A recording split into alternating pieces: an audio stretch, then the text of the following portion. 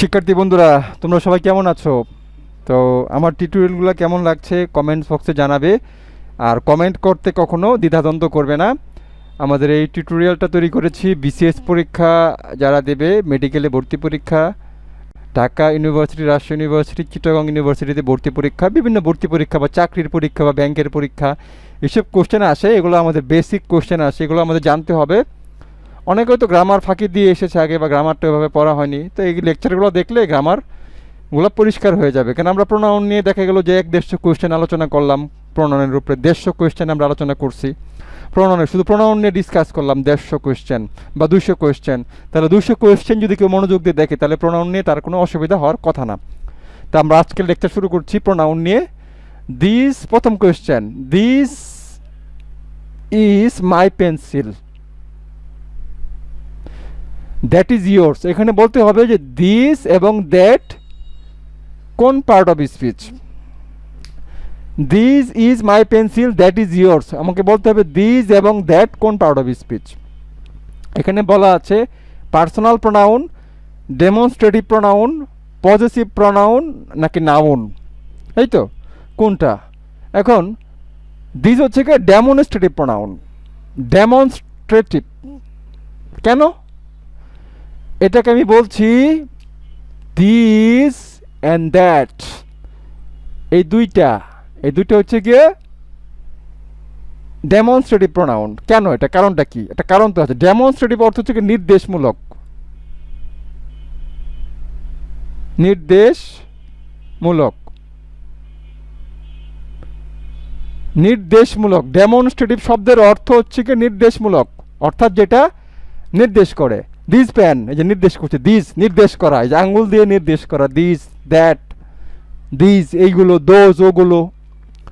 তো দিস এবং দ্যাট হচ্ছে নির্দেশমূলক প্রোনাউন, মানে ডেমনস্ট্রেটিভ প্রোনাউন। ডেমনস্ট্রেটিভ শব্দের অর্থ হচ্ছে নির্দেশমূলক, মানে যেটা দিয়ে নির্দেশ করে, নির্দেশ করতেছে। ওকে, ক্লিয়ার।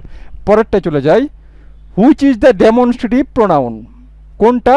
এখানে হি, হিমসেলফ, হু, দোজ, এই চারটার ভিতরে হি আছে, ইয়োরসেলফ, হু আর দোজ, এই চারটার ভিতরে কোনটা হচ্ছে কি ডেমনস্ট্রেটিভ প্রোনাউন? তাহলে এটা দোজ। দোজ হচ্ছে কি নির্দেশমূলক ডেমনস্ট্রেটিভ প্রোনাউন। ওইগুলো কোনগুলো? ওইগুলো আমি বলছি যে ওইগুলো, যে আঙ্গুল দিয়ে নির্দেশ করছি, ডেমনস্ট্রেটিভ প্রোনাউন, যে ওইগুলো, এইগুলো, এটা, ওটা, এই টাইপের যেগুলো আছে সেগুলো হচ্ছে ডেমনস্ট্রেটিভ প্রোনাউন। ওকে, তা আমরা এটা বুঝলাম, এটা বুঝলাম। এবার এটা বোঝার চেষ্টা করি। All that glitters is not gold, চকচক করিলেই সোনা হয় না, এটা একটা প্রবাদ বাক্য, সেটা এখানে দেখানো হয়েছে। All that glitters is not gold. Clear? আমাকে বলতে হবে এই দ্যাট কোন ধরনের প্রোনাউন। আমরা জানি যে প্রোনাউন হচ্ছে গিয়ে 8 প্রকার। কয় প্রকার প্রোনাউন হচ্ছে গিয়ে? 8 প্রকার প্রোনাউন আছে। 8 প্রকারের ভিতরে কোন প্রকার প্রোনাউন? এই দ্যাট। তার মানে এখানে দুটো সেন্টেন্স আছে। দ্যাট গ্লিটার্স, এটা একটা বাক্য। দ্যাট গ্লিটার্স, যেটা চকচক করে, এটা একটা বাক্য। আর অল ইজ নট গোল্ড, এটা একটা বাক্য। আমি আবার বলছি, দ্যাট গ্লিটার্স, এটা একটা বাক্য। আর অল ইজ নট গোল্ড, এটা একটা বাক্য। দুটো বাক্য মিলে হয়েছে all that glitters is not gold. আমাকে বলতে হবে এই যে দ্যাট আছে, এই দ্যাট কোন প্রকারের প্রোনাউন? প্রোনাউন হচ্ছে 8 প্রকার। তার মানে যেটা চকচক করে, কি চকচক করে? যেটা, এই দ্যাট হচ্ছে কি ডেমনস্ট্রেটিভ প্রোনাউন। চকচক করে, চকচক করার নির্দেশ করতেছে কোনটা দিয়ে? এই দ্যাট দিয়ে। যেটা চকচক করে, কোনটা চকচক করে? যেটা চকচক করে নির্দেশ করা হচ্ছে। বা দ্যাট এমনিতেই হচ্ছে গিয়ে কি দিস, দ্যাট, এই যে এগুলা আমি এখানে লিখছি, এখানে এই যে দিস, দ্যাট, দিস, দোজ, এই জাতীয় প্রোনাউন যেগুলো আছে সেগুলো হচ্ছে কি ডেমনস্ট্রেটিভ প্রোনাউন। বুঝতে পারলাম? এখানে আমাকে তোমরা একটু সময় দাও, আমি একটু মুছতে যাচ্ছি আমার লেখার সুবিধার জন্য। ওকে, আমরা পরেরটা চলে যাই।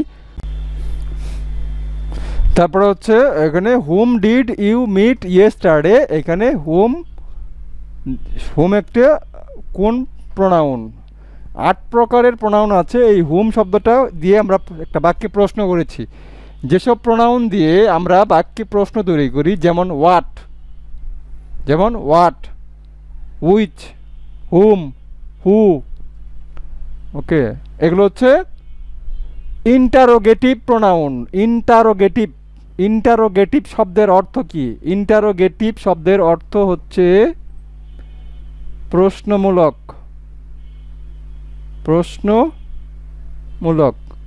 এই প্রশ্নমূলক যে কথা আর ইন্টারোগেটিভ একই কথা। সুতরাং এই হুম দিয়ে আমরা প্রশ্ন করেছি, whom did you meet yesterday, তুমি গতকালকে কার সঙ্গে দেখা করেছিলে? এই হুম হচ্ছে ইন্টারোগেটিভ প্রোনাউন। যেসব প্রোনাউন দিয়ে আমরা প্রশ্ন করতে পারি ওইসব প্রোনাউনকে বলা হয় ইন্টারোগেটিভ প্রোনাউন বা প্রশ্নমূলক প্রোনাউন। ডান। পরে এখানে বলা আছে ইচ শব্দের অর্থ কি? ইচ শব্দের অর্থ হচ্ছে প্রত্যেকে।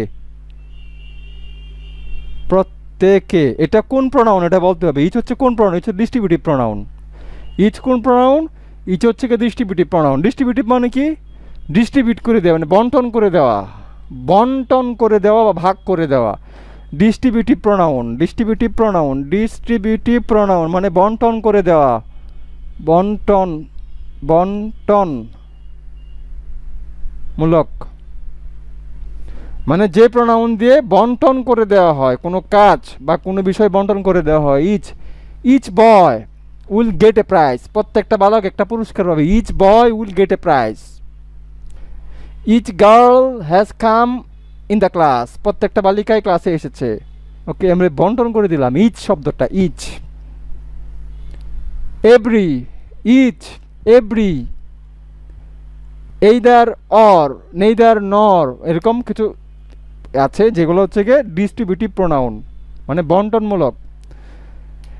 এনি, পরের কোশ্চেনে যাচ্ছি।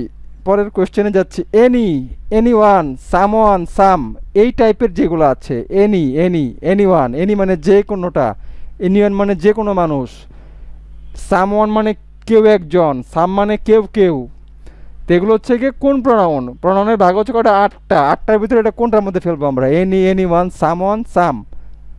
এটা হচ্ছে ইনডিফিনিট প্রোনাউন। ইনডিফিনিট মানে অনির্দিষ্ট। ইনডিফিনিট শব্দের অর্থ হচ্ছে গিয়ে অনির্দিষ্ট।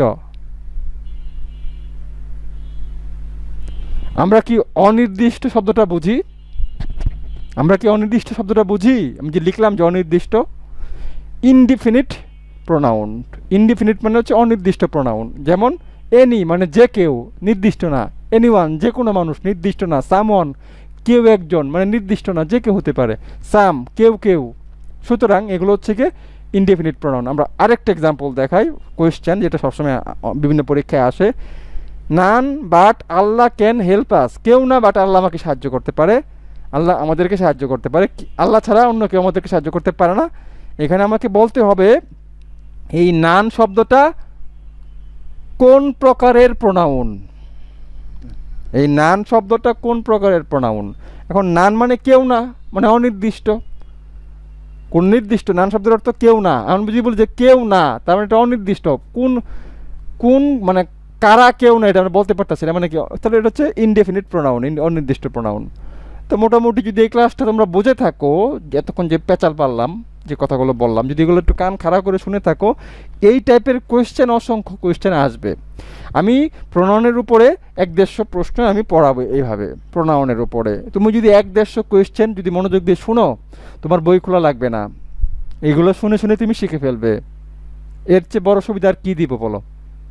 সুতরাং আমি টিউটোরিয়ালটা আরও বড় করতে পারি, কিন্তু আমার তো নতুন চ্যানেল, দর্শক নাই, তাহলে আমি তো বড় কষ্ট করে কেন বানাবো? তোমরাই বলো, আমার কি টাকা পড়েছে আমি কষ্ট করে 1 ঘন্টা, 1.5 ঘন্টা, 2 ঘন্টা টিউটোরিয়াল বানাবো? আমার কোনো দর্শক নাই। আমি যখন দর্শকের অনুরোধ পাবো যে হ্যাঁ আপনি টিউটোরিয়াল বানান, বড় টিউটোরিয়াল বানান, আমি কমেন্টে তোমাদের মন্তব্য পেলে পরে আমি বড় টিউটোরিয়াল বানাবো। ওকে, তো তোমরা পরবর্তী ক্লাসের অপেক্ষায় থাকো, আমি আরও ভালো টিউটোরিয়াল নিয়ে আসার চেষ্টা করব। সবাই ভালো থাকো, আল্লাহ হাফেজ।